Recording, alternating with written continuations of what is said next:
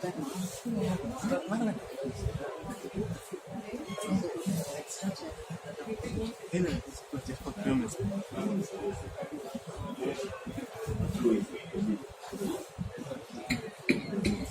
evening, it is 7 o'clock and it's a good time to start. Thank you so much for joining us. Greetings on Republic Day for everyone. It's always wonderful to start on time, and that's a tradition that we like to keep up, start and finish on time. I'd like to begin first by thanking Odyssey.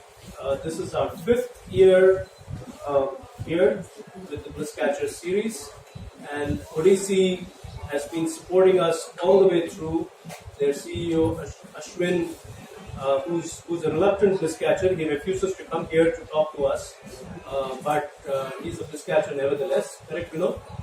And he totally believes in this concept. He's been supporting Vaani and me as we've been running this series for the last 4 years now. And his team led by Bharataman, there's Vinod, there is Kumaresan, and there is somebody that I'm missing here, Nijandan, who's helped us with all the creatives. All of them go all the way to support us. So I'd like on behalf of everyone to thank Team Odyssey for helping us put this show together. Thank you. For those of you who know us, this might be like I'm saying it one more time, but there may be people who may be watching this or who will be joining us who may not know us. So I'll quickly say very, in a very crisp manner, why Vaani and I do what we do. Why do we bring to you these conversations? So Vaani and I, we are the happynesswalas. Inspiring happiness is our life's purpose. We have been for the last 11 years going through a very, very challenging personal journey. We have an interesting story. You can look us up. We've been going through bankruptcy, which means that for the longest time in these 11 years, we've been without work and without money. But as my favorite poet Rumi says, what hurts you blesses you. He says, your darkness is your candle. So for me and Vaani, this dark phase actually opened up a whole new perspective to life. It taught us that you can be happy despite your circumstances. So while the material circumstances were challenged, we were going through a numbing phase materially, financially, we discovered that we could be non-worrying, non-frustrated and non-suffering. And that led us to understand what happiness really means. And so we decided that while we fix our material life, while we try to turn around our business and find our feet, we shouldn't postpone living. We shouldn't postpone the idea of happiness. And so I wrote my book, Fall Like a Rose Petal, which was published in 2014. And that opened up a lot of opportunities for us to deliver talks. We shared with audiences that dare to pause and reflect what it means to be happy despite your circumstances. The talks led to us curating conversations in public. We run a workplace happiness firm, AV Initiatives, and we also do life coaching for people who reach out to us who are going through perhaps a challenging situation themselves. So life has been very meaningful despite the dark phase that we've been going through.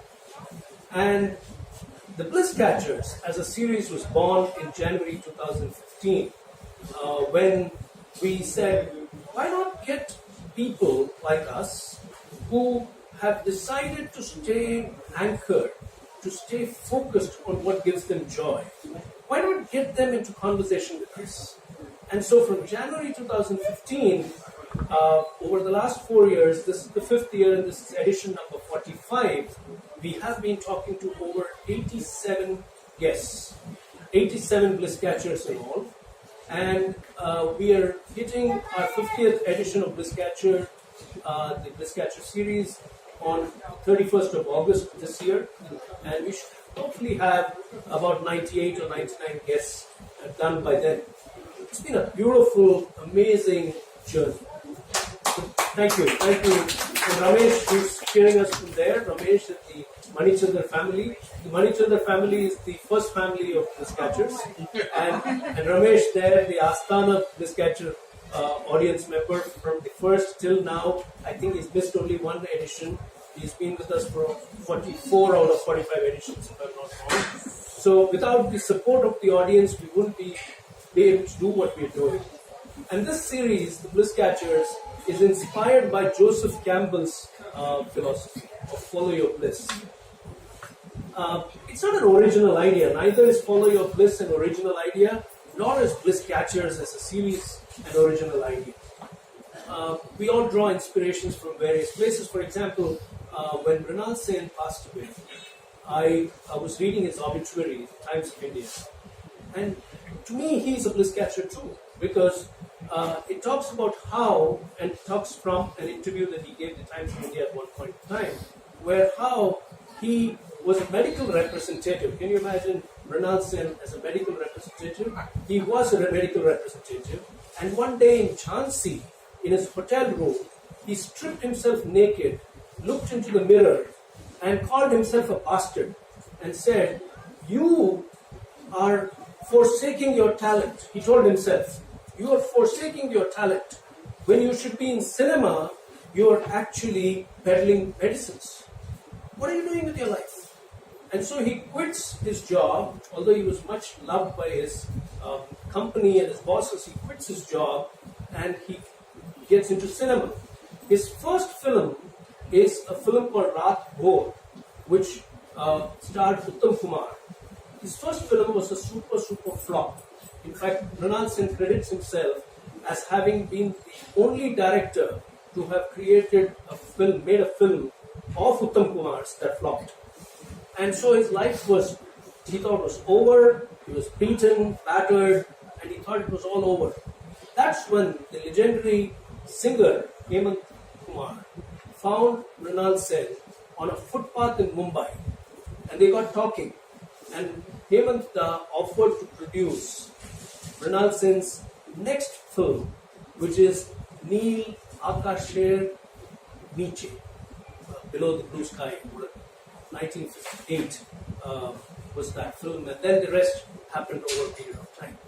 So Mrinal Sen's journey, again, to me, reinforced Campbell's philosophy. If you follow your bliss and you keep going in the direction of your bliss, where it leads you, doors will open. People will come into your life. Where only walls existed, doors will open. We totally believe in that philosophy, and we have seen it happen in our lives, and we've seen it happen in the lives of 87 Bliss Catchers. Some of them are sitting here. There is Kavitali Krishnan, there is young Ramnath Chandrasekhar, there is Janaki over here. Did I miss anybody else from the Bliss Catcher community? So we found this happen time and again, that we've had this opportunity to explore the journeys of our Bliss Catchers, and for them having seen literally miracles in their lives that have taken them onward. Now, the whole idea of Bliss Catchers must also explore the meaning in today's world of following your bliss. Is there meaning to following your bliss today? It's a common myth that if you follow your bliss, you're making a sacrifice. So let me kind of demystify it, because today's conversation is going to be a lot of that demystification is going to happen today. So let me explain this the way I understand it. You see, there are three circles in life. The first circle is the passion circle. What are you deeply passionate about? What do you wake up every morning excited about doing? Passion. The second circle is the world-class circle. Can you be world-class at what you are passionate about? If you can be world-class at what you are passionate about, then it will drive your third circle, which is your economic engine. So passion, world-class excellence, economic engine. Now, an activity that converges at the center of these three circles, where they intersect, that activity is your life's purpose. That's what you've been created for. That's what gives you joy. Now, our entire social conditioning our entire upbringing is, what are you going to do when you graduate? How much money are you going to earn? So the focus is primarily on the economic engine. So we miss out on starting with the passion circle. But our Bliss catchers, whoever we've been in conversation with, have often pointed out that whenever they have chosen to move away from the economic engine and choose passion above everything else, and whenever they have gone to becoming world class at what they're doing, the money has always come. And today, we are blessed that we have two Bliss catchers, Dushi and Anjali here, both of whom have demonstrated with their span of work, with their body of work, that it is possible to be passionate about something, be extremely good at it, world class at it, and therefore it drives your economic engine. This is a rare moment in the journey of the Bliss Catcher series because we don't often get two guests with this perspective to talk to. And I'm very, very delighted that both of them are here today and we're going to explore their journeys. So today's journey is going to be slightly different from other Bliss Catcher conversations we've had in that we're going to really look at how this works, how these three circles work, and what's the power of these three circles when looked at and focused on in the right manner. I want to introduce my two guests for the evening exactly the way I know them. So there will be no formal introductions. I'm not going to read out from a biodata, which I never do in any case. Anjali, we've known Anjali as an artist for many years. Anybody who's been in Chennai and who has been following the art scene would have known and heard of Anjali, surely, and so did we. We've known her as a friend for the last few years. But it was last September at her show. After a long time, she was doing a show in Chennai. She's now based in Singapore. She's come all the way from Singapore and joined us for this evening. So after a long time, she did a show in September at the Ambara Galleries, and it was called Alter Dreaming in Glass. My relationship with art personally is very distant normally because I feel art is very abstract. You need a certain intelligence to understand it. At least that's what I used to think. And so I stayed away from art most of the time. But something happened to me at Anjali's show. I saw how she has used material, glass objects, bottles, shower glass, glasses. How she has used waste, discarded glass objects to create aesthetic art. For example, Anjali, I remember your one of your pieces is called Emerge, and Emerge is actually showing the bottom of the ocean. And what is it made of? It's made of green bottles. Okay, pieces of green bottles. Some of them might even be Kingfisher beer bottles. And it does give you the feeling that you are looking at the bottom of the ocean. So it was amazing. Or there's another piece I remember seeing there which had, pardon my affinity to alcohol, but the other one had Grey Goose vodka bottles, and it was about waves and ripples, and it was called Continuity. So I found that I immediately connected with her art, and so we sat down and had coffee with Anjali and found that she'd been doing this for 30 years. She saw a stained glass window in a church when she was 10 years old and got drawn to it, and after that, glass stayed connected with her all her life. So I'm keen to explore today how did that connection actually happen, what are her inspirations, what's the story behind staying on the path for all these years, and what's her view of how the economic engine kicks in into something that you're deeply passionate about, that you're so good at. So that's Anjali Venkat for you, and we have her on the show. Thank you for coming all the way from Singapore. Thank you, Anjali, for joining us. I'd like to actually say one more thing over here, which is that Anjali's favorite line is that glass is magic. And to me and Vaani, she's the magician. So you're gonna hear the Wizard of Glass speak to us. Okay? Young Dushi out there. Where have I last seen you before I met you at Starbucks for coffee? On my terrace, as a young teenager with my son, Ashirvad. And both of them dabbled in theatre, and Ashirvad pretty much moved on like most children dabble with something and then he moved on to do other things. And I expected Dushi to do pretty much the same thing. But in 2012, he surprised all of us when I heard that he was setting up a theatre company called Crea-Shakthi. So these are exactly how I felt. This is how exactly I felt. What's Dushi doing? He's set up a theatre company? Do we need one more theatre company? These were the questions on my mind. But I never really got down to talking to Dushi. And then I know that another Bliss catcher over here, Janaki, made her theatre debut in a play that was produced by Crea-Shakthi, but directed by you. And so I kind of kept staying in touch with Dushi, but never really got down to asking many of the questions that I'm going to ask him today. But two things happened in the last 18 months that changed the way I looked at Crea-Shakthi and the way I looked at Dushi. One is we attended a production of Crea-Shakthi called Frankly Speaking, based on the Anne Frank diary. And this was produced by Crea-Shakthi, and it had two Bliss catchers, Kirti Jayakumar and Aparna Nagesh in the production. And so we went to watch the production. It was a beautiful production, an interactive, experiential production which engaged with the audience. And so I said, wow, what's this guy up to? And it's so interesting.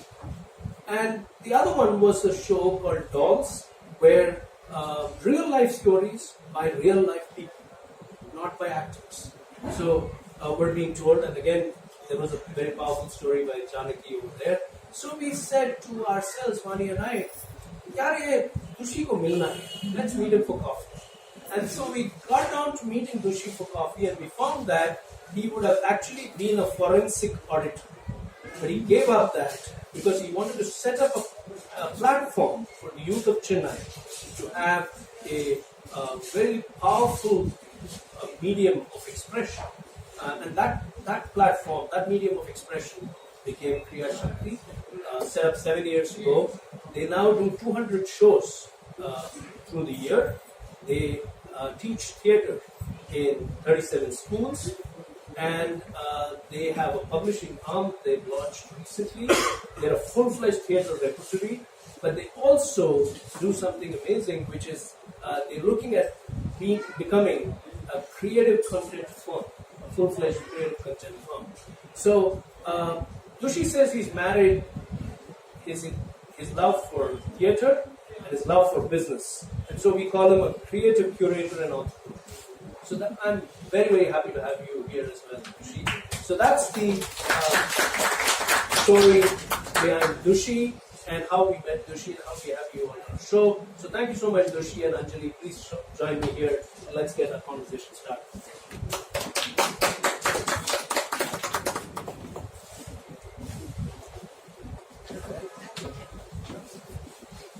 We need to just turn on the mics.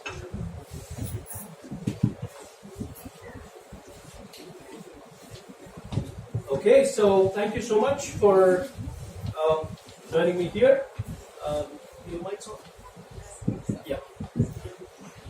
So, as usual, we'll have a conversation between us, and we'll see how time plays.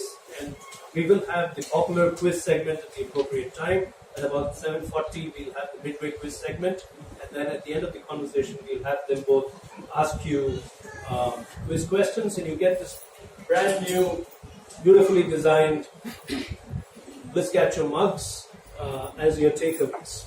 Okay, so let's get started. I'll probably start with Anjali, right? So Anjali, my first question is, you as a child were doing watercolors, and you had an interest like any other child would normally have in art being expressed through watercolors. And you told us that you were drawn to this church window. So I want to go back to that time, the stained glass church window. What did it do to you? How did it speak to you?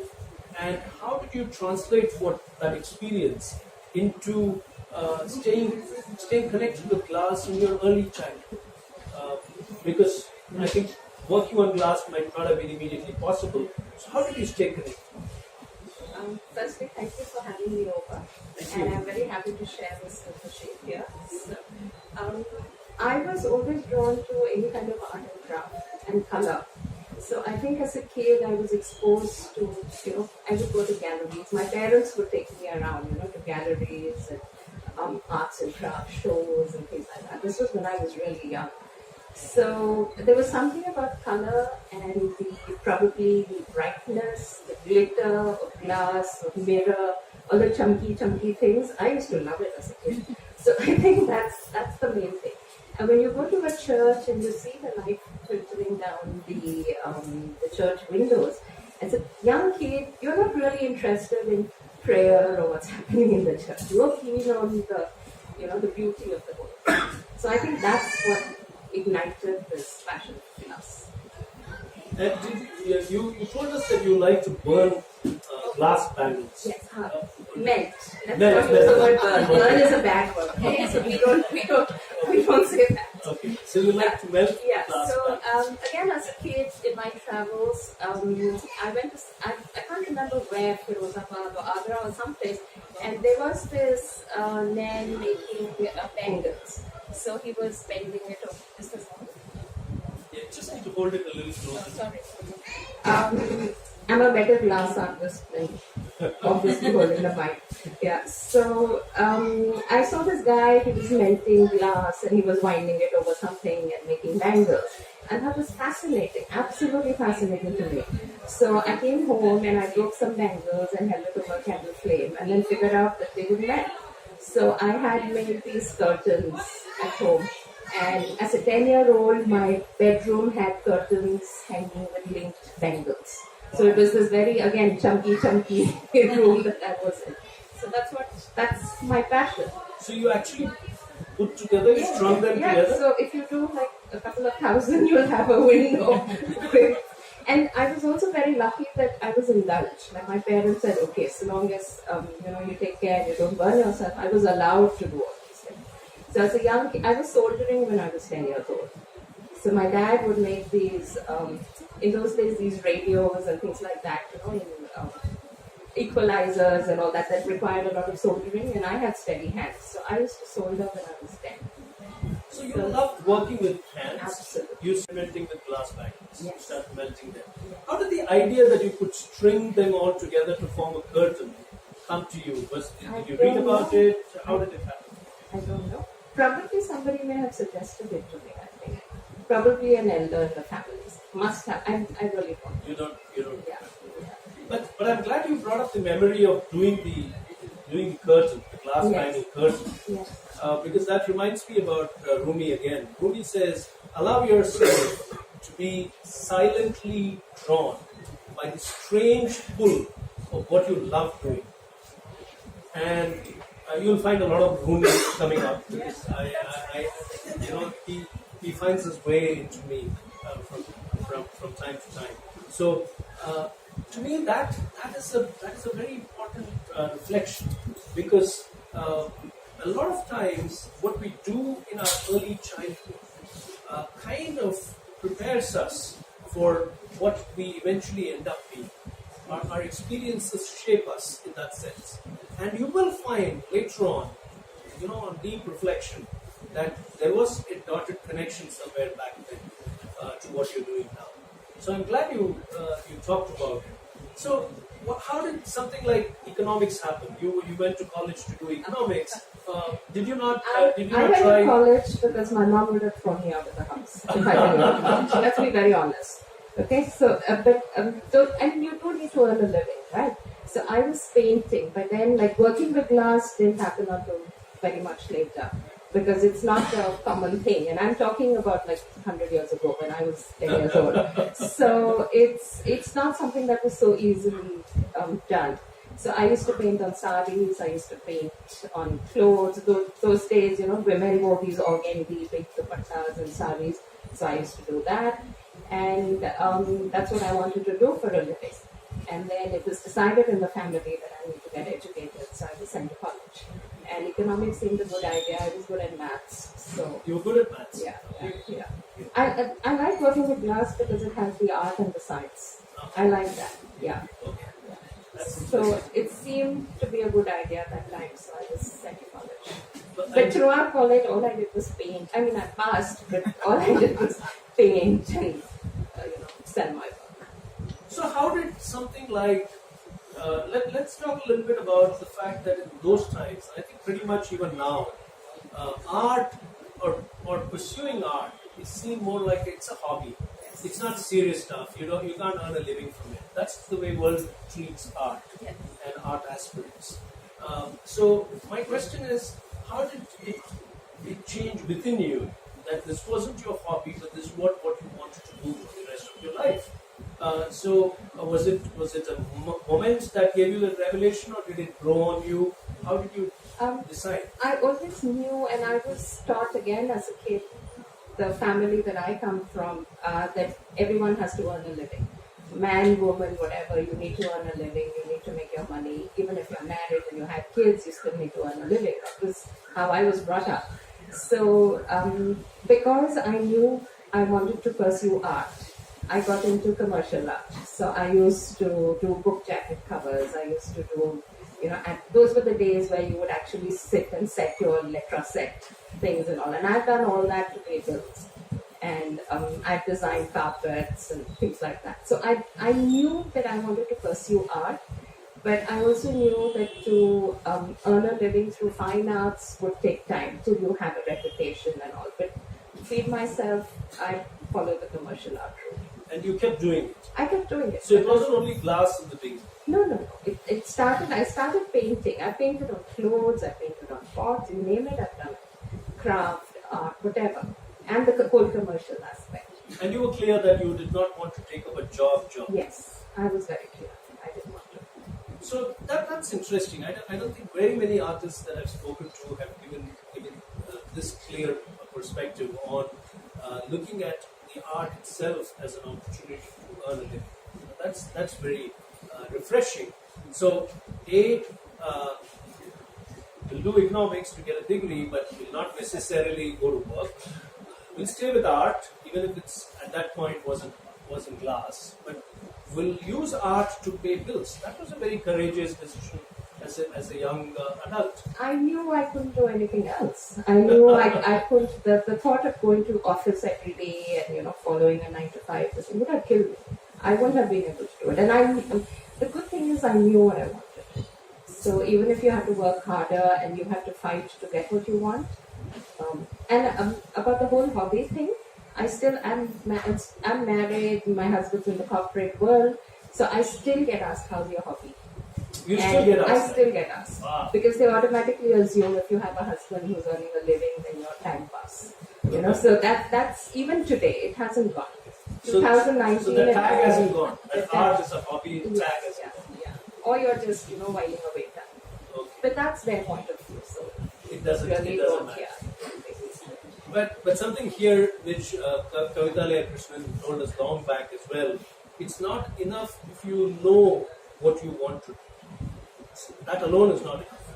You must be very clear about what you don't want to do. I think that helps you narrow down your choices on what you want to do.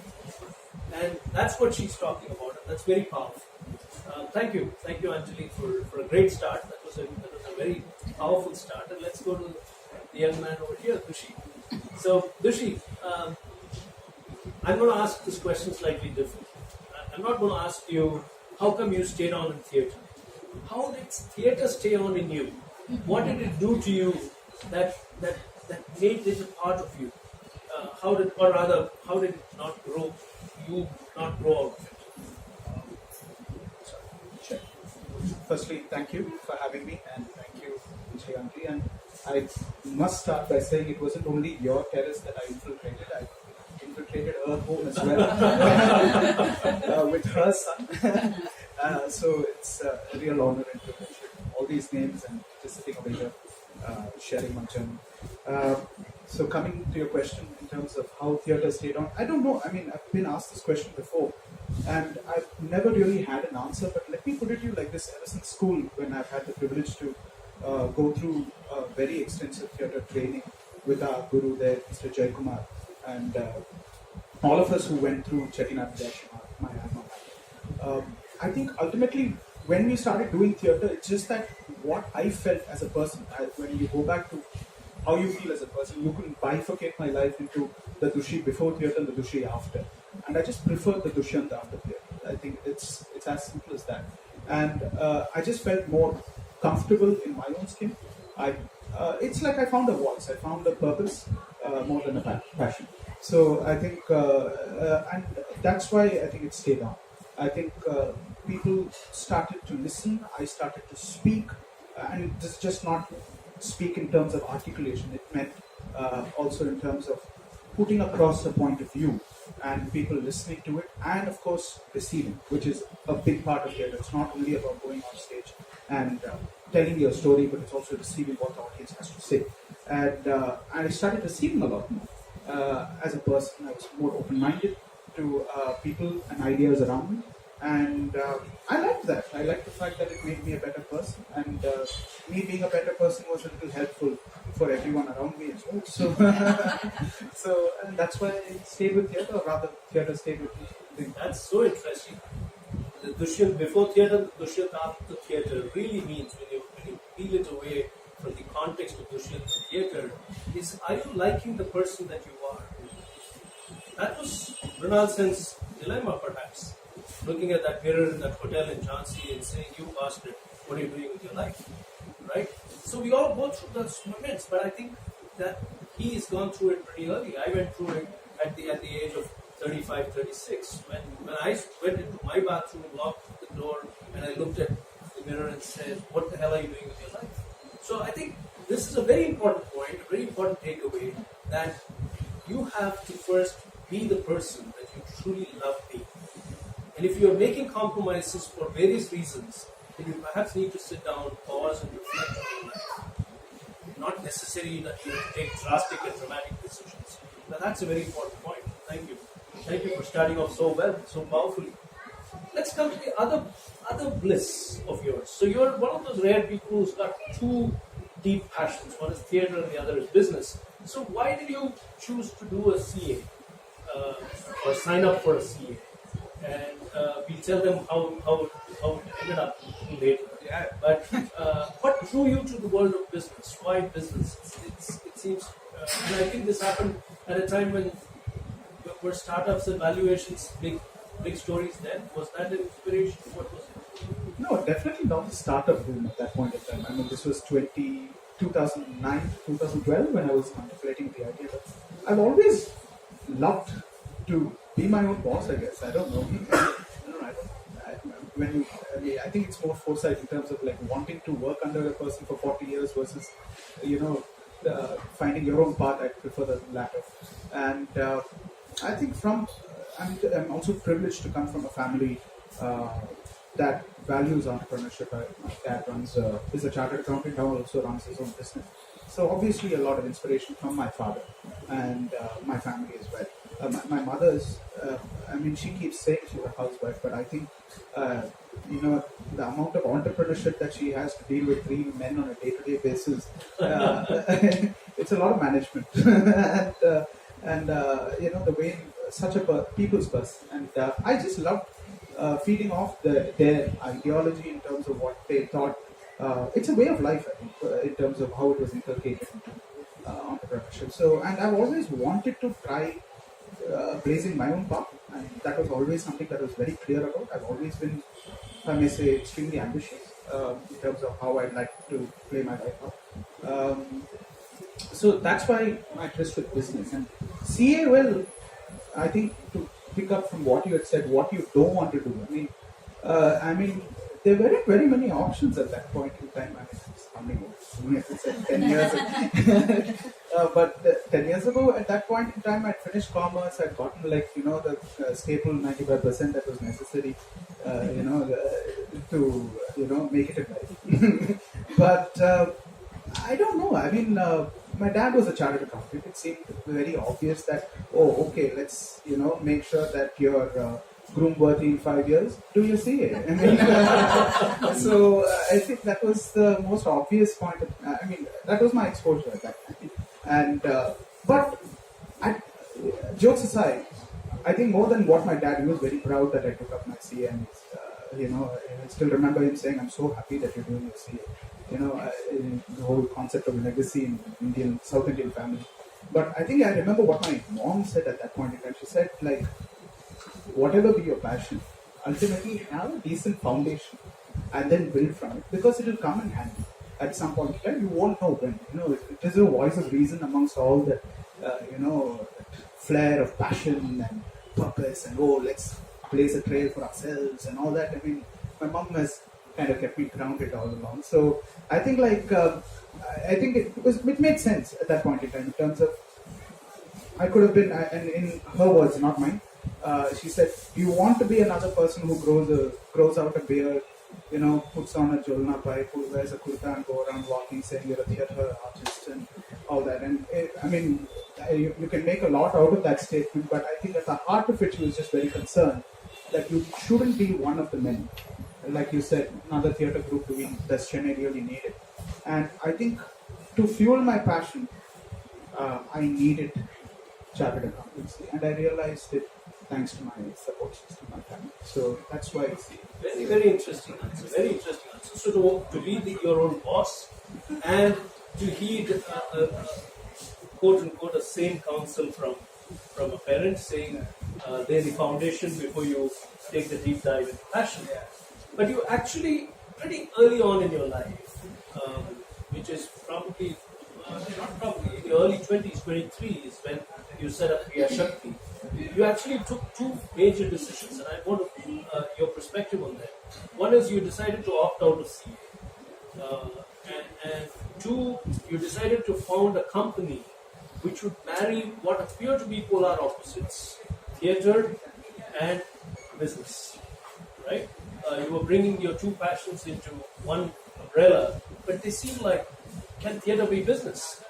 So my question is, why did you opt out of CA? And B, how did you get the courage? Where did the conviction come from that there is a possibility for a business model in the theatre industry? I'll just have to take you through a small anecdote that happened over here. See, I was in a very reputed firm. It's called PKF Sridhar and Sandal. It's head office here in Mayapur. And it was a very interesting. I mean, I don't want to sound like as if I didn't like what I did in CA, and therefore opted. It was tough. It was definitely, not doing theatre was definitely hard because the work timings and the commitments in a day-to-day audit job is far more as compared to too much, in fact, to balance rehearsals after or perhaps even rehearsals in the morning. So missing out on that did have an impact. But I think a certain value system that you get in terms of bringing discipline into your job is what I picked up through my CA. Coming to that, your question again in terms of where was it exactly that it happened? I had, through audit, seen different types of companies. I didn't work in one particular industry per se. So I was auditing, I was predominantly thrust into forensic audit, which is about fraud investigation. So it was very interesting because most of the time I'm studying the body language of people I'm working with in terms of whether they're telling the right thing or not. So it was very theatrical in its own way. I mean, I have some stories there that could, become plays later or maybe even films. I think when I was doing that, I realized, oh my God, so many different types of industries. I've seen their balance sheet, I've seen their profit and loss statement. There's a string of people who have said that, yeah, there is, a streak of business in you. There seems to be, I kept hearing that at home as well. So it seemed very obvious at that point in time. Now when I look back, that there are so many different things. Why not try this out? And I was lucky to have 4 guys, all my dear friends from school, who were also chartered accountants. And they saw that I was both excited and frustrated at the same time at the idea of marrying these 2 things. And they said, sit down, just tell us what we can do. And it was one evening, I remember it was at home, and all of us were having dinner, and we just took a paper and we drew it out in terms of investments, ROI, and all those other boring things that are associated. And we just came up with a small model. And he said, and the 4 of us decided, why not try this for 2 years and then take a decision? And that was it. I mean, I didn't decide that it will be my career. It was only supposed to be a platform to kind of make sure what we didn't have between the age of 17 to 23, which is a great time to decide whether you want to do something that you're very passionate about. In terms of auditoriums being available, in terms of money being available to execute some kind of idea that you have in your mind. How do we break down and find more actors? How do we find technicians who would be able to support? How do we make this available to youngsters who have wonderful stories to tell? And all those ideas, we just very honestly just wanted to make that platform available for people after us. So that's how it started. That's it. It was not a company. It was a platform. Was it difficult to sell this idea at home? And say, yeah, I want to quit everything else. That's a play by itself. But but I think my parents have always been supportive, and I think the extended family have always been extremely supportive. But obviously there's concern in terms of where you want to get your money from. And I think I told them, listen, just give me 2 years. And I think one of the things that we have to remember is, this is where I'd like to acknowledge that I'm extremely privileged. I come from a family that had support, that could allow me to do something like this, and that has to be said. Because, and I told them this, I said that at the age of 23, I have the ability to do this in 2 years. And maybe for many people who don't have that privilege, who don't have that leg up in our society, this could perhaps be a fit. And they said, do it, but, make sure that, at any point in time you feel this is not going to work out, to walk away. Because that's as important, and it's not shameful to be failing at something and then walking away. At least you would have tried. And I think my parents were very supportive of the fact that try it out. Let's see what happens. That's fascinating. That's fascinating. So we're picking up 2 points over here. One very evident point is that if you believe in it from a higher purpose point, so it wasn't made for the Crea-Shakthi platform was not created for just making money. The Crea-Shakthi platform, it appears, was meeting a need of 17 to 23-year-old people wanting to try something which was not readily available to them on one platform. So that was a higher purpose. I think in more than just the finance engine, I think the word here is we wanted to make a sustainable ecosystem. If a person put a rupee in theatre, it has to be more than a rupee in terms of return. That is a very basic idea of the economics of it. But we just want to make sure that everybody wins, whoever engages, right from the audience to a technician to an artist to a person who's writing a review to a person who's ticketing at the gate. Everybody. So that was the high purpose, create that rewarding ecosystem. The other is the supporting family, where if you have a certain fallback, then an experimenting phase in your life is perfectly fine. There again, you are blessed. There are many supporting families there are many families that can support but don't, for various reasons, for insecurity, for how can you leave the legacy of being a CA and go away, and so on and so forth. So I'm going to come back to you. There are some questions brewing in my mind, but looking at the time, and it's time for a quick break to ask you the quiz questions, the first set of quiz questions. Again, I'm going to request the usual winners of our quiz to allow the others to answer, and then if they can't, then we'll come back. Okay. There's the first question. This is the question that I ask about my guests. Okay. And so I have a question on Anjali, and I have a question on Dushi. Both of you, please don't, think too much about these questions. They were just made up on the fly, so they're pretty okay in some sense. So, the first question is, can you connect? So, I talked about Anjali believing that glass is magic, and I did say that to us she's a magician. So, can you connect her to these two words, magic journey? Alice in Wonderland. Alice in Wonderland. No, not Alison. I heard the answer, but I'm going to hold. The Maniratnam movie. You, Magic Journey. Absolutely right, but I'll give it to Atirupa because she answered first. Okay. Yes, it is the Maniratnam movie, Anjali. There's a great song there for Magic Journey. Very famous song on.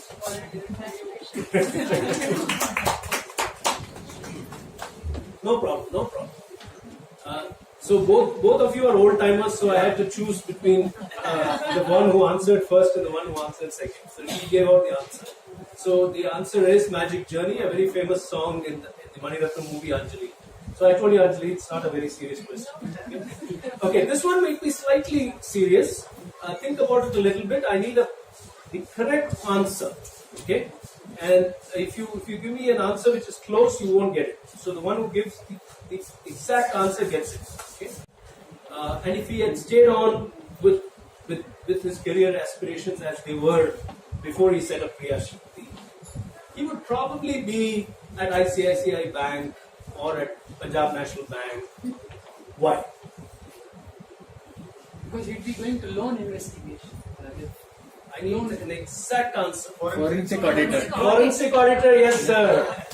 Nandakumar, sir. Forensic auditor, absolutely right. He would have been a forensic auditor. So you give away the mark. Thank you. Forensic auditor. It's just to say that Crea-Shakthi banks with ICICI. So both these banks have been under investigation for suspected fraud, alleged fraud. So forensic auditor. So that's you came very close. You gave a more conceptual answer, but I was looking for examples. Forensic auditor. So that's the end of the quiz segment. We'll go back to Anjali's journey over here. So, and I'll come back. I still have those questions for you, but I'll come back. I'll go to Anjali for a bit. Anjali, I have actually two questions, which is, when did you seriously start dabbling, or I would say take the deep plunge into glass? Was there a specific event that took you back into the world of glass? No, there wasn't anything specific. I was selling my work right from school and college, and but that was paintings. I used to paint and do a little bit of sculpture, not too much, but mainly as a painter, and that's how I earned a living. And so when I started thinking that okay, now I need to get into glass seriously, I couldn't afford it because glass is an expensive hobby, and in those days in India there's no opportunity, there's nothing really available for me to do. So I would sell my paintings to buy glass. So I would sell a little bit and then make something, So I did that for a long time. I overlapped the two different forms of art. So for the longest time I did both. Because the paintings, I was already known as a painter, and I would do a lot of very functional pieces and things like that, which sold, which is easier to sell than fine art. And I made the money to buy equipment, to buy my tools, and then practice. So it wasn't really one fine day I woke up and said, because I still had to pay bills. So there was still something drawing you back to. Well, I knew when I was very young. The moment I looked at the mirror, again, it goes back to the chunky, shiny bits. The moment I looked, I knew in my gut that that's what I was going to do. But so everything else was only a conduit. It was a conduit. It was taking. It was just a practical way, and I knew, like he said, he knew he wanted to do theatre. He couldn't do anything else, but he also knew that you need to run a business. You need to. So I knew that very early that I had to pay bills. I need to be smart enough to be able to give in to my passion for glass. And the easiest way to do that was what I knew was commercials and book jacket covers. I've even done these little visiting cards hand write for boutiques. So when I was in college, I had very steady hands. So I would handwrite. That was the time when there were all these boutiques and all that in Delhi. That was the big thing to have these fancy clothes boutiques and all. It was a new concept. So they always wanted something, which was again fancy. So I would handwrite visiting cards and all that. So looking at your exhibition, the show that we had at Upper Galleries, what struck me was that you use a lot of all your art comes from waste glass, Yes. right? yes. And so my question is upcycling. If you look at upcycling as a theme, as an idea, it seems like more like a last decade kind of idea, at least to lay people like us. But you seem to have been using wasted glass objects in all your work for a long, long time. So what was your inspiration to use waste glass as raw material for your art? And B, what is your inspiration for the kind of work that you do itself? I think if you think of upcycling, it's a term that's coined now. But traditionally and historically, if you see Indian families, everybody a sari, if it gets a tear, will be made into something else, or it will be stitched and made into a quilt. Your papers will be made into paper bags. It's the whole thing of reusing and repurposing. I think it's an Indian way of life, and everybody does it.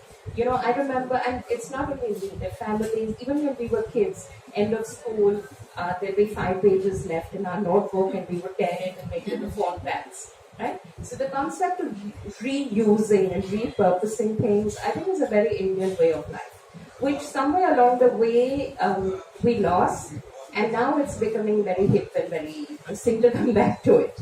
Yeah, but traditionally it's been a way of life. So I remember if we had a little barani and it broke, my mom would put money plants into it, and we would use it for feed on the dining table, but it would be used for something else. So I think the concept of repurposing is ingrained in us. And for me, the beauty of making something, I think it's the act of making something beautiful with something that's broken, to me, is very beautiful. So I think that's the whole thing why this whole repurposing started. And the colors of glass, you had all your bottles and you have fabulous colors. And there's a lot you can do with it. So it's practical. You save a whole bunch of money on it also. So it has been an age-old idea. I think so. And it's only probably got a more fashionable I think way. all of us have had money plants growing out of whiskey bottles and stuff. Everybody's done it at some point. It's just that I probably paid more attention to it. So the idea of repurposing something that's broken, the idea of celebrating the brokenness of something. Yes. You want to talk a little bit about that concept that we were talking about before the show began? Yes. So to me, the whole idea of making something purposeful, something functional, something beautiful, with things that other people see as rubbish is very, very exciting.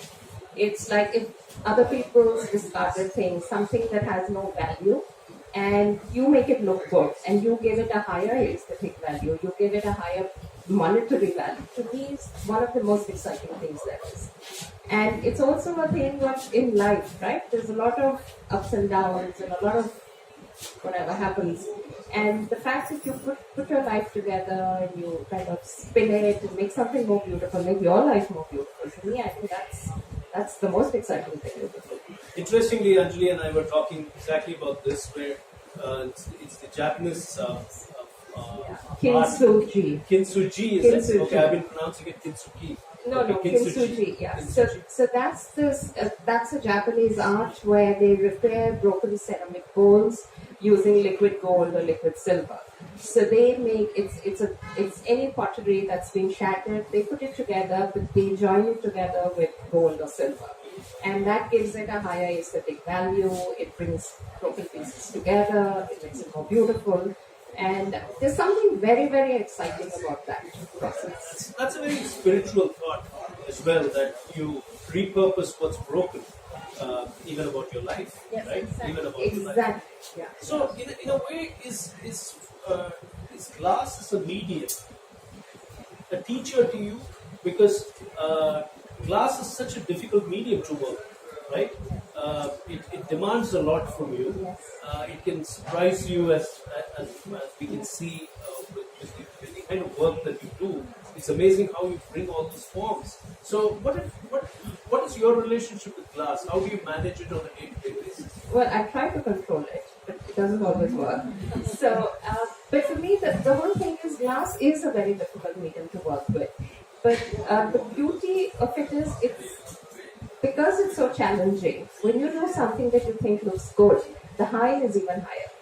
You know, if it is too easy, then what's the point?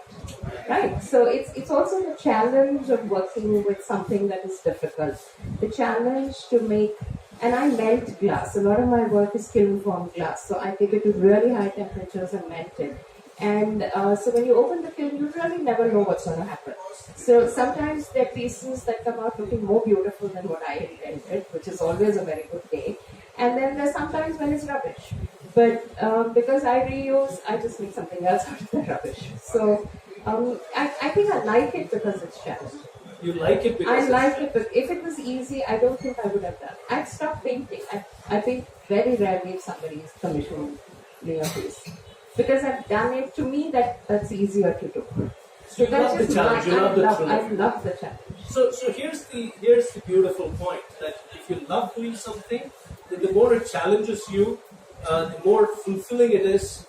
The high is indescribable, Yes. right?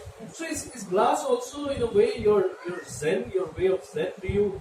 We all deal with everyday pressures, right? I mean, so I was telling her a little while ago. For me, writing is therapeutic.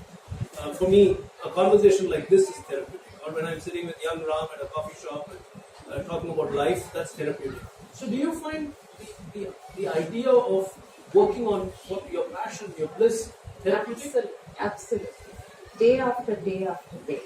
I love it. It's my studio space, which I'm lucky enough to have a very nice studio space, which I've set it up the way I want to.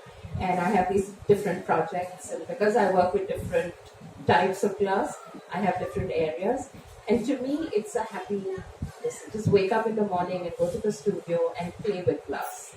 To me, that takes all the rest of whatever's happening in my life. Look at the words. To Yeah. me, it's the happy thing. Yeah. Wake up in the morning and go play with glass. So it's not work, it's play. I'm just sounding insane. I think you're making a lot of sense. You know, from a bliss catcher journey point of view. You know, the whole idea is: are you working on something, or are you enjoying playing with something? And I think you seem to be having that attitude, that it wakes you up and gets you there, so you can go enjoy yourself, immerse yourself. That's And I'm fascinating. very lucky. You're very lucky to do that. So I'm grateful every day for what I do. Because I love it so much, so I'm very grateful that I've had the opportunity to do what I do. Thank you. That's fantastic. Let's get back to Dushi's story here. So Dushi, was there a plan B? So you set up this company in 2012. You convinced yourself and you convinced your circle of influence that, listen, I want to go ahead and do this for a couple of years. Part A is, did you have to convince your folks that you're going to do this by showcasing a plan B? And what was that plan B? No, I think there was no structure like, if this doesn't work, this is where I'll be. I mean, if that is the question. There was That is the question. No, I don't think there was a plan B. There was very clearly no plan B. We'll figure it out after it fails. Was what was said. Sorry, I'm interrupting. Yeah. Did you know, did your gut tell you that it's going to I work? think, yeah. My dad said, summarize it in 4 words. And I don't know where the inspiration came from. I have no idea. And I just said 4 I's, as in the letter I. I said investment, identity, institution, industry. It just came out. I just blurted it out. Can you say that again? Yeah, I say it. It's exactly how I said it, and that's exactly what my dad said. And the first word was identity.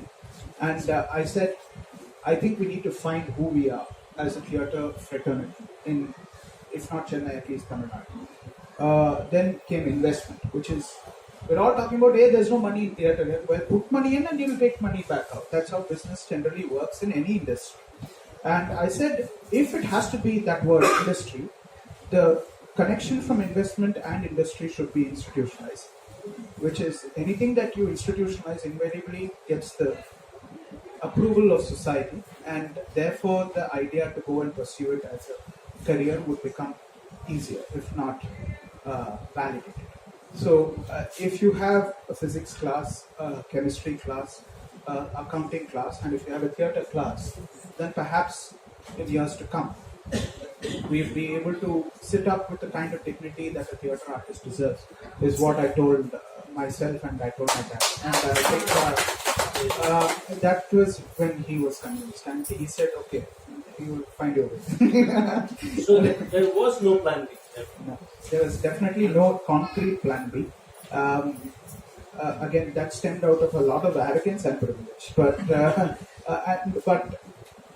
the good thing is I've not had to look at that now, and that the fact that it is a success is a pleasant surprise, nevertheless. And more than having to have proven someone wrong or saying, hey, I didn't need a plan B, it's brought about a huge amount of humility and responsibility. And I think if at all there is a plan B, plan C, plan D, plan E, is to keep sustaining this success. This is something that I've created. So whatever plan I'm creating now is to make sure whatever I've created so far is not threatened. So definitely it's within the ecosystem that I've created. This is beautiful. I want to dwell a little bit on that plan B question and his answer, the 4 eyes. He says he doesn't know where it came from. Now we all think that we create what we are saying. We create these things. But there is creation working through us. We are all gifts of creation. We are all created by a larger energy. You can call it divinity, you can call it God, you can call it whatever you want. But that was creation speaking through it. Through this person called Dushyanth Gunashekar at that moment. The second part, is there a plan B? I think that, I've been asked this question many times. Vaani and I, we keep getting asked, what's your plan B? If this is not working out, how long are you going to keep doing what you're doing when it doesn't make enough money for you people? And I say that this is the only thing that we know how to do. And we do it very well. It's just a phase in life that it's not making money right now, but it will. So I don't have a plan B. I just trust the process of life. So having no plan B is no sin. And I asked that with specific reason, and I'm glad you gave that answer. That when you fail, now again, failure is very relative. To me, it would mean there is a delay in getting to where you want to go, but there is no failure. But society would look at it differently and say, no, this guy failed. They made an attempt and they failed. So Osho says this very beautifully. Osho says, the world is full of cowards. Society is full of cowards. What is good for you is good.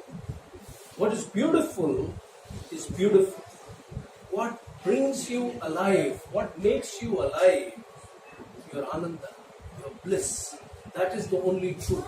And he says, if you embrace your truth, nothing can go wrong. So that's where I'm coming from. That there is no failure, there is no plan B required, as long as you're flowing with it. So let's talk a little bit about the worldly success point of view. Okay? So you have a high purpose, you're working with that sense of purpose that must be that platform that gives youth a space to express themselves, many opportunities that are not just monetary, but even otherwise, give it that platform. That's what Crea-Shakthi is. But as an entrepreneur, you also have to look at the numbers. You must be having a system of looking at it monthly, quarterly, half-yearly, and annually. Okay? Hourly.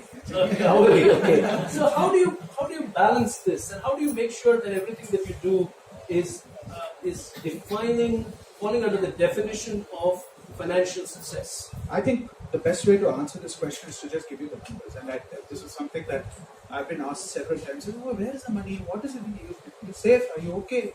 Are you doing well? And this is something right from my aunts and uncles to people I meet on a daily basis, who find me doing. The nation wants to know. Absolutely. and whenever this question comes up, I just say, these are the numbers. And they're like, okay. So So we started Crea-Shakthi, and one of the things which I have to point out is the fact that we never borrowed any money from our parents to do it. It's something that I'm very happy that we didn't have to do it. Literally, at that point in time, we were still doing our article trade. We were not full-time employees, the four of us. We took 7,000 each of us, because that was the monthly stipend at that time. I don't know if it's increased, but if some auditors are there, that would be, But 28,000 and then 22,000 from our savings. So 50,000 each of us were like 12,500. And we started a partnership firm with ICICI current account. We just opened something. And I think it was 16th March 2012. And 24th March, we produced our first play with that seed money. We produced it at 24,000 rupees. And 6,000 rupees we spent on a college theatre fest called Kuru-Shastra, which is Shastra University's big cultural extravaganza. Like every college has one. And so 30,000 was spent out by the time we were incorporated, out of that 50 grand. So 20,000 was balanced cash in bank. Now, why I'm going to this particular breakup between 16th March and 24th March is because we spent 60% of our seed money on creating more revenue, which was about 50%, and another 6,000 on expanding the brand. And at that point in time, nobody knew what Crea-Shakthi was, nobody knew who Dushyanth was, nobody knew what the idea itself was, neither did we, very honestly. And why that 6,000 was more important than the other 24,000 that we spent? It was a commitment to invest in the craft. Because when we gave that money to Kuru-Shastra, Shastra's cultural event, which has lots of things, right? Ads, and music and dance and all that. It was out of a huge amount of anger, I think, if at all there's a word. Because there was a lot of money being pumped into music, a lot of money being pumped into, I think like the sponsors gave nothing less than 7 lakhs for the choreo night. And into lakhs for the music, the rock music or band, the western band or whatever else. As per records, till date, in the last 8 years that I've been doing this business, the expense that is promotion and sponsorship to college theatre groups is the only time dramatics events in college theatre scene has been funded. There is no sponsorship whatsoever.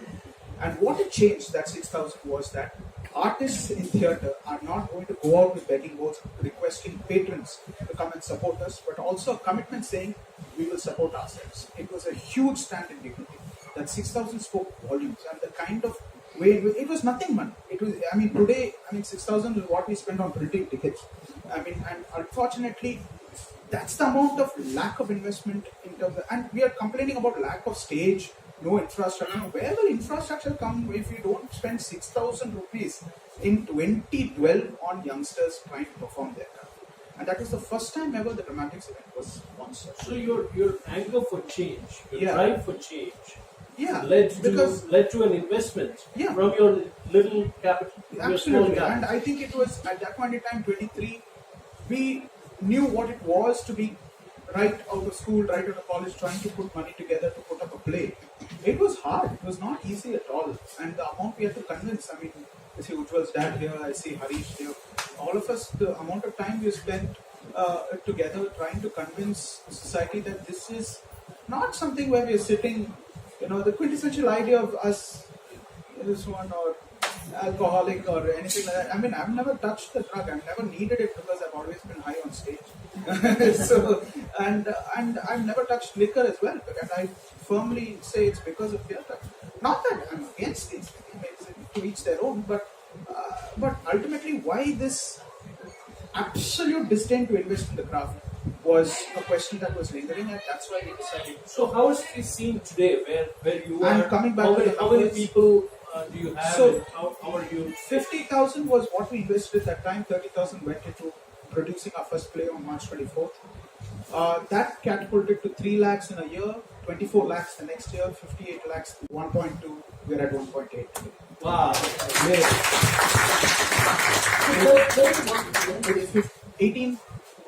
18 full-time employees, all in the range of 30,000 to 70,000 per month. And we have very consciously kept the salary cap higher than the IT entry point so that it's easier for parents to buy into the idea that they're going into something which is secure. Touch wood, I mean, we've never missed a salary in 7 years of, doing Crea-Shakthi, and we're still bootstrapped. The only It's thing that amazing. we put in was that 50,000 initial. So I have a question here. Those are amazing numbers. I want to ask you, is the number focus coming because you have a grounding in accountancy?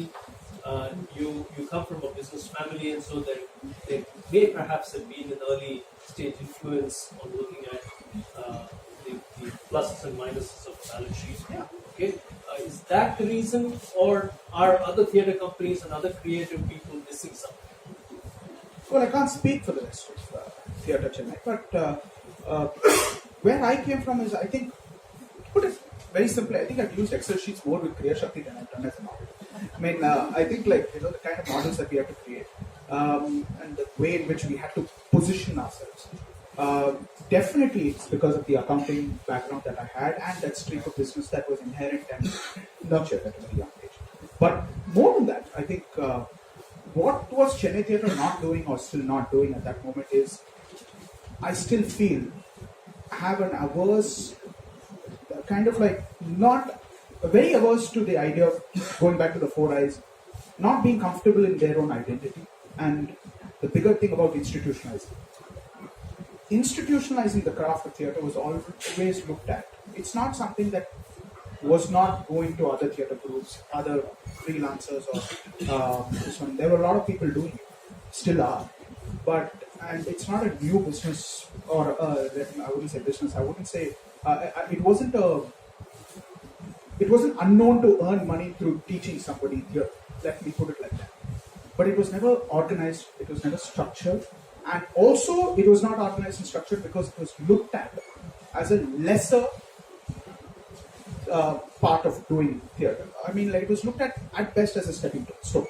I'll do this, earn some money, and then maybe create a short film, which will then be given to somebody who perhaps could pick it up and make me a big name tomorrow. That was always looked at. It was always like, and I made a conscious decision that I will never make theatre a stepping stone. I'll never make it something that is a stepping stone for something bigger for myself. It was always about catering to a need of the people amongst us. We are all consumers of the craft. Even if I act, I still consume theatre. Even if you're an audience member, you still consume theatre. It has to be stuck to the idea and the ideology of nurturing the craft, and that's where it's at. So the way I am picking it up is, Bliss is business. There is a potential for your bliss to be your business. I just have to say something. I think the bliss comes from business is always associated in our society with profits. I think if you cater to a need, it's still business. I mean, profits automatically will come. And I think we stuck to just catering to the need, and the profits took care of itself. So well said. So well said. I was trying to paraphrase it in one short rhyming line. This is business. But what he's talking about is a larger concept that Noel Tichy, the management thinker, has talked about in his book called Every Business is a Growth Business. He says, if you look at the market and you launch your product or service to meet new customers' new needs, that's where the pond will grow. So even a stagnant business can become a very, very successful, thriving business if new customers and new needs are targeted. That's really what he's talking about when he says Crea-Shakthi is meeting a market need. But I'm drawing something out of personal experience. Is we probably didn't bring ourselves, Vaani and I, in the formative stages of our business, a thinking, accounting mind into it. And so I would say, for anybody wanting to follow their bliss, either you have the kind of mind that Dushyanth has, which is you spread your Excel sheet as much as you would spread your canvas, okay, and keep looking at meeting needs and delivering on them. But if you don't have that perspective, get somebody on board who has that perspective, who you can work with. Because not all of us can be great accountants. Not all creators can be great accountants.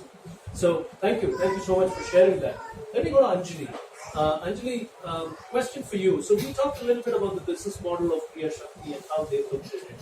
But as a standalone artist, how do you stay relevant in terms of being commercially viable, in terms of reaching your audience base? How do you stay relevant? Because sometimes creators, artists get very reclusive, but you are very visible. You're very well connected, and you're thriving in that sense. So, what are your lessons from your journey? I think a lot of artists, if you're creative, probably 7 times out of 10, you don't handle money very well. And also, a lot of times, business or money is seen as a bad word. Very often, for artists, if I say, it's like a painting bana diya. You just make something and you while away your time and you don't ask for money. So I think artists and even in art schools and all that we run in India, nobody is taught the business of selling art. Nobody is ever taught to value what they make. And today I find that you have two ends of the spectrum. You have some people who produce rubbish, but who have the boldness or even the arrogance, if I could say, to ask for a big sum and sometimes get away with it. And then you have an artist who's really creative, who does very well, but is embarrassed to ask for money because it's not institutionalized. It's not, there's no validation from anything else. So it's almost an embarrassing thing to ask for money. But I had decided very early, because I knew that I didn't want to take up a regular office job. And I decided very early that this is how I'm going to earn my money. So I didn't have any, and I used to have a lot of people discount, ask for a discount and do this. But I had decided that I'm going to value my time and value what my brain is telling me to do. So I was clear about that. I knew that this was the only way I had to make money.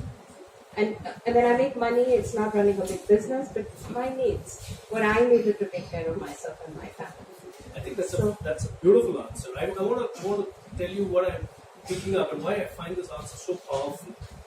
Unless we place a value on ourselves, the world will not place a value on us. Yes. So this is very, very important. It's not about the sum of money. You can probably give your work to a deserving person at a much lesser remuneration. But that has no reflection on how much you value it. So that's very important. And I think that value comes from the first I that Dushi talked about, which is identity. Who are you? What's your identity? What are you trying to do here? What's your higher purpose? If you can answer that, then the valuation of the self becomes very powerful. And we live in a real world, so I'm not, Vaani and I only know the value of money more than, normally people our age would probably look at it, but because we have not had it for a long, long, long time.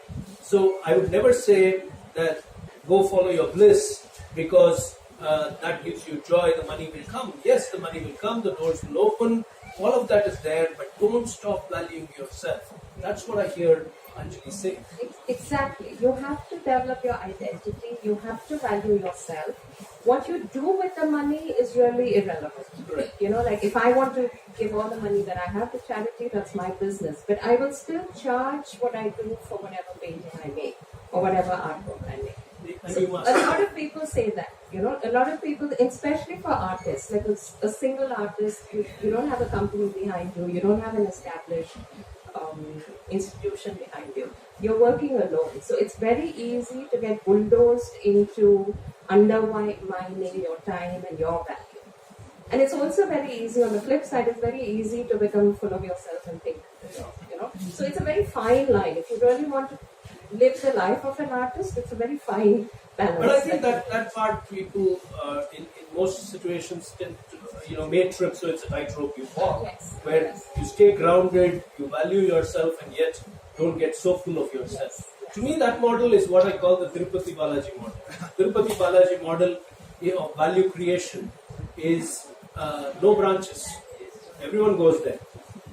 Okay, so can you be the Tirupati Balaji of your line of work? Can people come to you?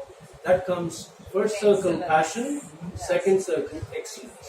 Will they come for that when they queue up, that's when you can put a place a value and say, some people can come in a special queue, some people can come in a discount, right? Or some people can get it free. So, free darshan. So you can decide that. But I think the idea of valuation is coming from identity, and so I'm glad that we found both those streams of thought.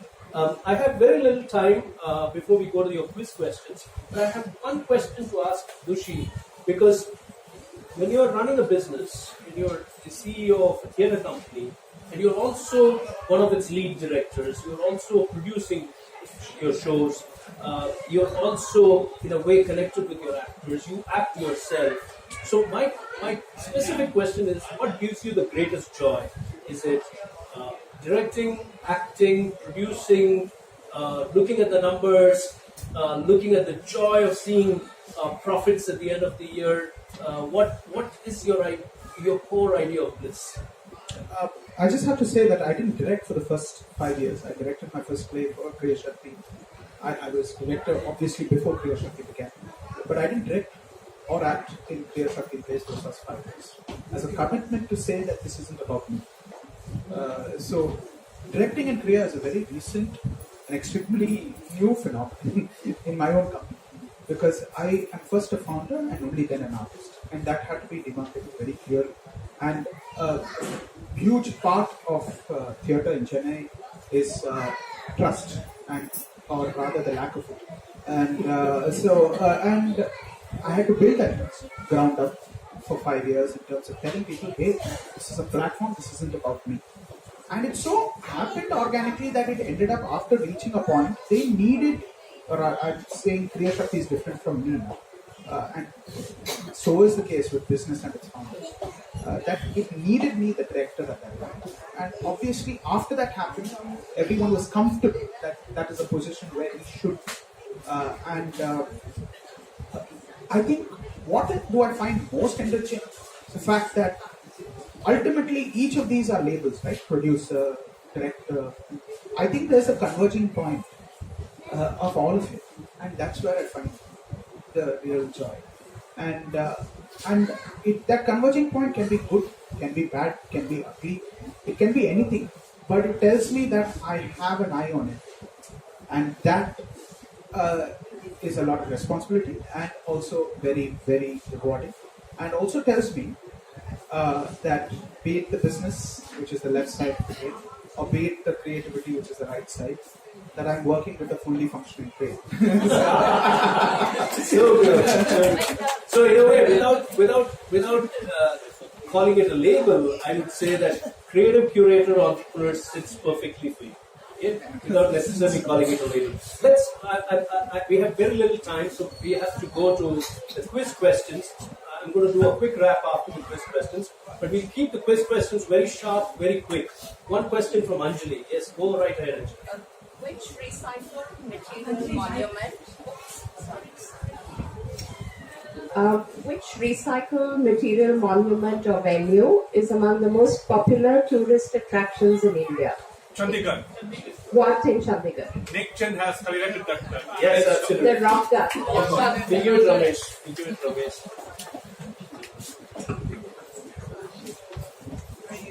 Come, Ramesh.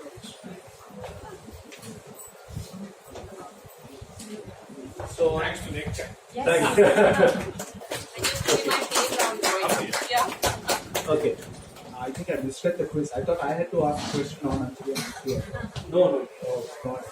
So, are you running short of a question? Yeah, I'm running short of the question. You are running short of a Yeah. question. Okay, we'll So I should ask about theatre. if you have a quite quick question on here, or anything Chennai. About Chennai. If you're losing time, I'll take carry on. it. You please. I'll take it. I don't want Okay. to. So we'll ask you, if I use the word second youngest grandmaster, what name comes to your mind? Second youngest grandmaster. Second youngest grandmaster. In the context of Chennai, one more clue. Yes. Who? Yes, you're almost there.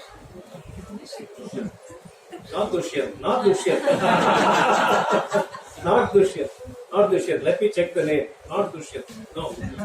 Okay, we'll let that question pass. Nobody answered it. The answer is Gukesh. D. Gukesh. Okay. Okay. All of you old-timers don't answer. Let's see if the newcomers can answer and they can walk away with a mug. I'd like somebody new to try their coffee in the Bliss Catchers mug. So the question is, why is a former test cricketer in the news from Chennai? Why is he? Who is he and why is he in the news? Former test cricketer. Former test cricket. Former test cricketer. You can't answer. Yeah, obviously. Okay? Not Badrinath. Former test cricketer from Chennai. Chennai, not Badrinath. He didn't play Test cricket. Sachin was. Yeah, I don't think it's Raman. Yes, why? Why is he? He's a striker for women's. Yes, sir, please come forward. Kavita Layakrishan, this catcher himself. So you can give away this one.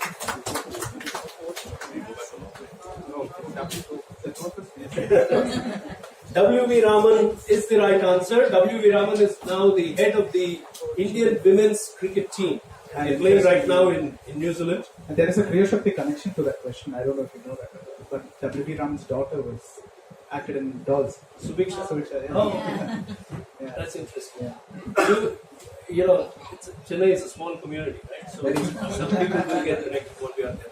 I'm going to do a quick wrap and then we're going to give away our trophies to those coveted trophies to our two guests. But it's been a beautiful, meaningful start to the Bliss Catcher journey in season 5 from my point of view. Such an amazing perspective of how you can focus on the third circle of the economic engine while still retaining your love for what you love doing, your passion, and becoming best at it. I don't think we have explored this in such great detail in a Bliss Catcher show. This is my first time with two guests, both of them complementing each other, so it's been fantastic. You know, it was, I think, Oscar Wilde who said, when bankers get together, they talk about art. And when artists get together, they talk about money. So I used to always think that artists talk about money because of the lack of it. Okay? But then over the last couple of years, talking to various artists in my Artist Soul series, and now talking to these two people, and in the last couple of years, you know, connecting with art one way or the other, I realized that it may not be about the lack of money itself, but it may be about that identity, about, you know, institutionalizing your approach, meeting a need, and placing a value on yourself.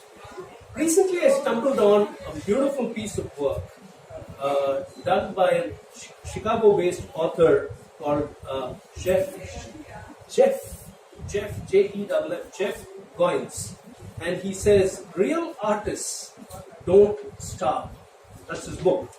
Okay, and one of the theories in his book is that starving artists offer their work for free. But thriving artists always work for something. Now, I see two thriving artists over here, Anjali and Dushi over here. And the thing that they may be working for might be called profits, might be called earning a living. But what is interesting is that they're very happy doing it. You can earn a living and be very unhappy with what you're doing. And you can earn a living and be very, very happy about what you're doing. That's what makes their Bliss Catcher journey very, very powerful, very beautiful for us this evening. Thank you so much. Anjali. I'd like both of you to receive your Bliss Catcher trophies. Okay, so Rishi, And thank the audience for listening to us chat. and here's your mug and your trophy as well.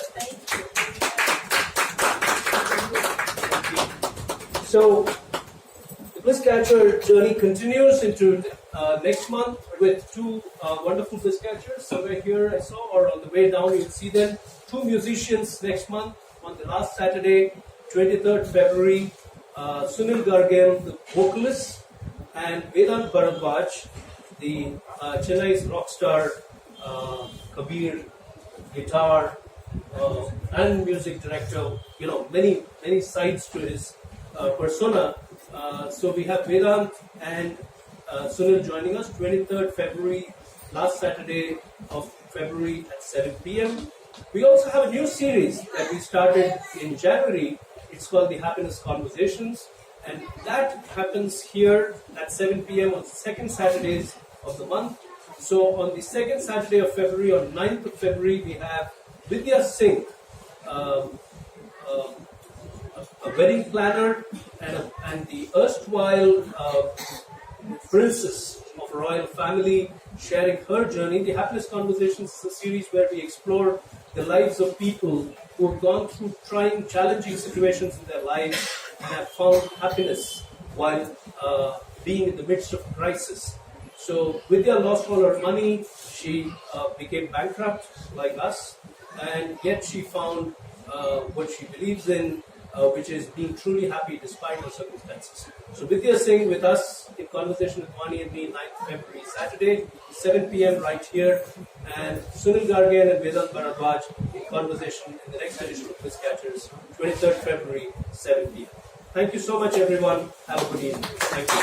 You may interact with guests.